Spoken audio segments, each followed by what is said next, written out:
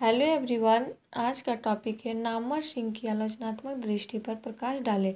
रामविलास शर्मा और नामवर सिंह ने शुक्ल द्विवेदी विवाद की दूसरी पीढ़ी तक ले जाने और उसे जारी रखने में अहम भूमिका निभाई। दोनों प्रगतिवादी आलोचक हैं और दोनों ही यह समान विशेषता है कि उन्होंने मार्क्सवाद की रूढ़ि के रूप में स्वीकार करने के बजाय उदार प्रगतिशील चेतना को लेकर हिंदी आलोचना को एक नया आयाम दिया। यदि रामविलास शर्मा शुक्ल की परंपरा का विकास एवं विस्तार करते हुए आते हैं तो नामवर सिंह आचार्य द्विवेदी की परंपरा का विस्तार और विकास करते हुए उनकी परंपरा को आचार्य शुक्ल की परंपरा समानांतर दूसरी परंपरा के रूप में स्थापित करते हैं।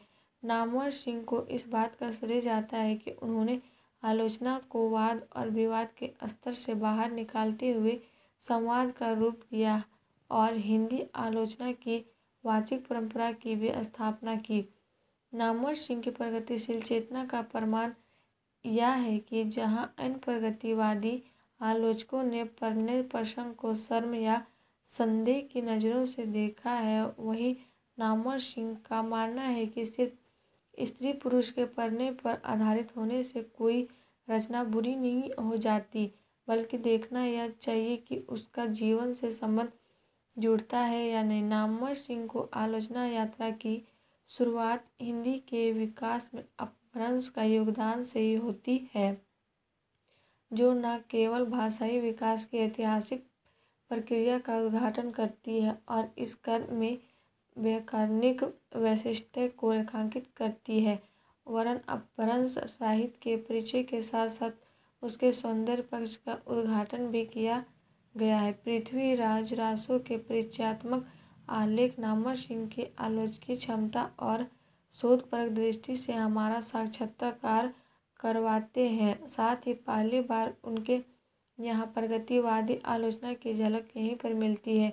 आगे चलकर नामवर सिंह की आलोचना का दायरा मध्यकालीन साहित्य से आधुनिक साहित्य तक विस्तृत होता चला गया और उन्होंने अपनी संरचनात्मक दृष्टि से सहारे हिंदी की प्रगतिवादी आलोचना को समृद्ध करने का काम भी किया।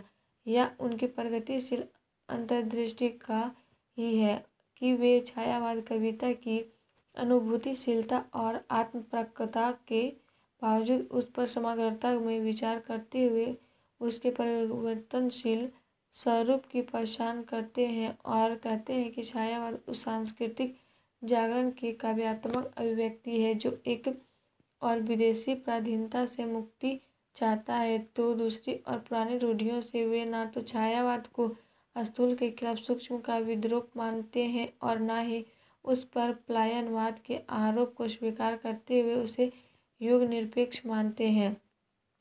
वे छायावाद और स्वच्छंदतावाद के विकास को बाधित किया जीवन से। इसके उलट उनका मानना है कि छायावाद स्वच्छंदताकारी काव्यधारा की ही विकास है। नामवर सिंह का छायावाद संबंधी विवेचन इस मायने में इन आलोचकों से भिन्न है कि वे ऐतिहासिक सामाजिक पृष्ठभूमि को स्पष्ट करने की बजाय छायावादी कविता के छायाचित्रों में निहित सामाजिक अर्थता का उद्घाटन किया है। इस पुस्तक की शैली में संरचनात्मक और ताजगी है जिसका संकेत इसके अध्याय के शीर्षकों से मिलता है, जो इस दौर की कविताओं की पंक्तियों पर आधारित है और छायावादी कविता के अलग अलग वैशिष्ट्य को उद्घाटित करती है। इस क्रम में काव्य यानी कि प्रतीकात्मकता और रूपकत्व पर विचार करते हुए वे उसके सामाजिक आयामों पर दृष्टिपात करते हैं और आधुनिक भारतीय सभ्यता के परिप्रेक्ष्य में उसको व्याख्या करते हैं। नामवर सिंह मुख्यतः आधुनिक काव्य के आलोचक हैं। आधुनिक हिंदी साहित्य की प्रवृत्तियों में उन्होंने अधिछायावाद से लेकर प्रयोगवाद तक हिंदी काव्य आंदोलन की व्याख्या करते हुए उनके अंतर संबंधों की पड़ताल की है। तो कविता के नए प्रतिमान के जरिए वे मुक्तिबोध की रचना को आधार बनाकर नई कविता के नए प्रतिमानों की तलाश करते हैं। कविता के नए प्रतिमान का पहला खंड ध्वंसात्मक आलोचना का उदाहरण है, जिसमें परंपरागत काव्य प्रतिमानों को उन्होंने खारिज किया और दूसरे खंड में नई कविता के संदर्भ में काव्य मूल्यों का प्रश्न उठाया है। इस पुस्तक में उनकी मूल चिंता है प्रगति कविता का पर्याय हो गई है और प्रगति का प्रतिमान कविता का प्रतिमान हो गया है। इसलिए कविता के प्रतिमानों को तलाशते हुए नए कवि आत्मपरक नई कविता से आगे बढ़कर लंबी कविता की ओर उन्मुख होते हैं। उन्हीं के शब्दों में दरअसल आत्मपरक प्रगति बनाम वस्तुपरक लंबी कविता के इस संघर्ष के मूल में केवल काव्य रूपों के वर्ण की समस्या नहीं है, बल्कि इसका संबंध पूरी कविता की बनावट संबंधी दो भिन्न काव्य दृष्टियों से है, जिनके अंतर्गत भावबोध से भाषा तक के सभी स्तर शामिल हैं। इसी में वे मुक्ति बोध को आत्म संघर्ष का कवि कहते हैं और अंधेरे में की व्याख्या अस्मिता की खोज के रूप में करते हैं। नई कहानी के जरिए उन्होंने उस समय कहानीपन की अनिवार्यता पर जोर दिया जब कहानीपन पर चौतरफा प्रहार किया जा रहा था। 1960 के दौर में लिखो जा रही कहानियों को नई कहानी की संज्ञा उन्हीं के द्वारा दी गई है। इतिहास और आलोचना तथा वाद विवाद और संवाद के जरिए उन्होंने हिंदी आलोचना के दो शिखर पुरुषों आचार्य शुक्ल और आचार्य द्विवेदी के संबंधों की पड़ताल करते हुए उनको इतिहास दृष्टि के प्रश्न पर विस्तार से विचार किया। नामवर सिंह ने अपने दौर की हिंदी आलोचना की प्रतिक्रियावादी रुझानों को आड़े हाथों लेते हुए मार्क्सवादी आलोचना के समझ मौजूद चुनौतियों का दृढ़तापूर्वक मुकाबला किया। इतिहास और आलोचना में वे लिखते हैं, देखना यह है कि किसी लेखक में व्यापकता के होते हुए भी जब हम गहराई खोद कमी पाते हैं तो वस्तुमहराई की कमी व्यापकता को ही कमी तो नहीं है। इसी तरह अधिक कोई संकीर्ण होते हुए भी गहरा मालूम हो तो विचारने की जरूरत है कि कहीं हमारी उस गहराई में हो तो कमी नहीं है।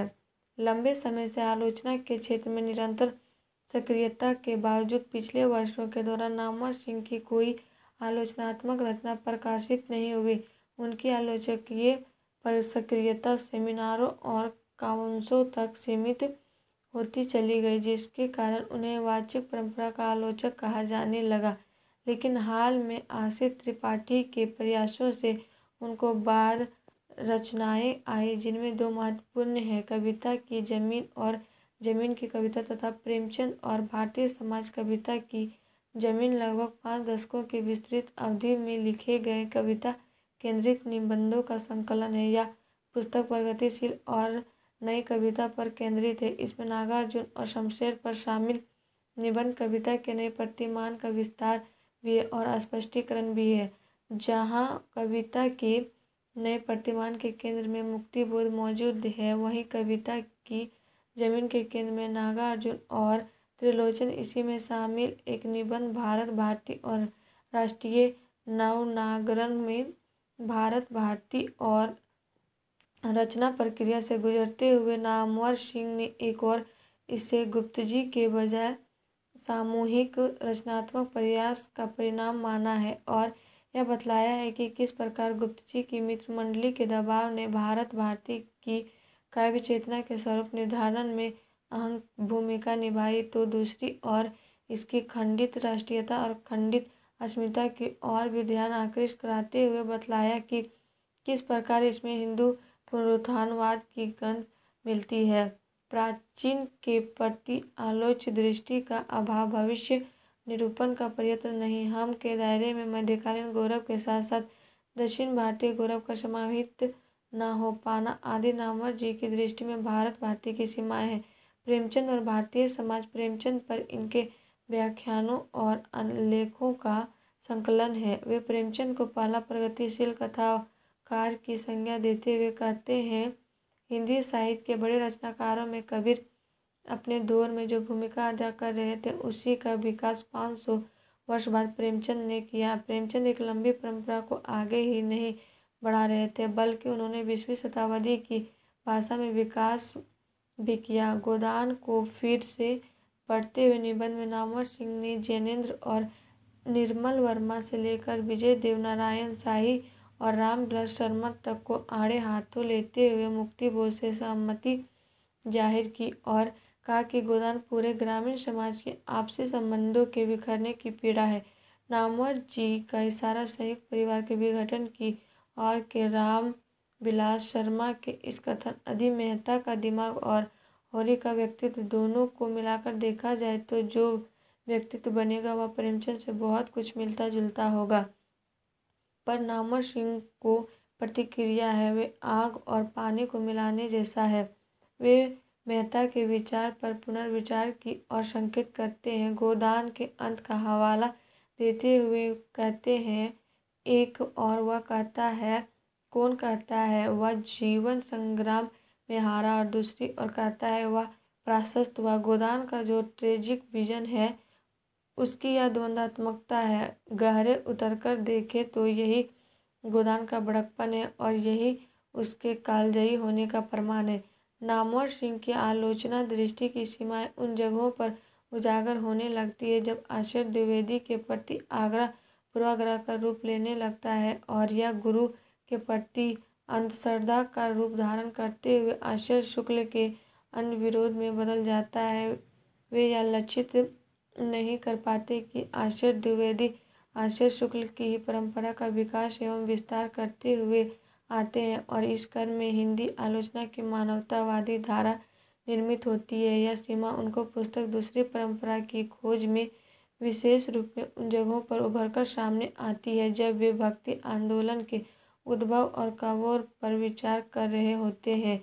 इसी प्रकार आदिकाल के संबंध में हास्यमान और वर्तमान प्रवृत्ति के रूप में क्रमशः वीरगाथा और आध्यात्मिकता की चर्चा और इस क्रम में आध्यात्मिकता को इस युग को प्रमुख प्रवृत्ति मानना भी तर्कसंगत और युक्तिसंगत नहीं लगता। लेकिन इन सीमाओं के बावजूद इस तथ्य से इनकार करना मुश्किल है कि उन्होंने हिंदी आलोचना को एक नया आयाम दिया और इसलिए आज वे समकालीन आलोचना के सबसे बड़े आलोचक हैं। और आप लोग को वीडियो अच्छी लगी तो please like and subscribe my YouTube channel and share ज़रूर करें।